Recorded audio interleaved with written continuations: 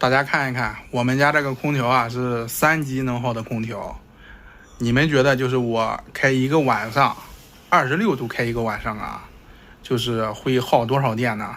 这个空调是 1.5P 的3级能耗的，给大家看看啊，就是我这个月的电费啊，你们就知道了。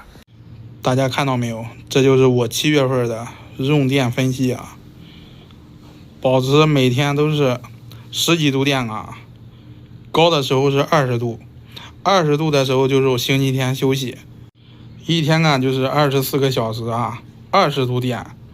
我们这边1度电就是8毛多钱啊，20度电就将近快20块钱了，是不是？这一个月的话都是300多度电，300多块钱啊。本月已用就是162度了，今天才13号，已经用了162度电了，是不是？所以说啊，这个一个月像这个 1.5P 的3级能耗的这个空调，你就算是光晚上开，最少也是300度电啊。这就是我们家这个空调啊，就是真实的用电记录啊。不知道你们呀，7月份现在都是用了多少电了？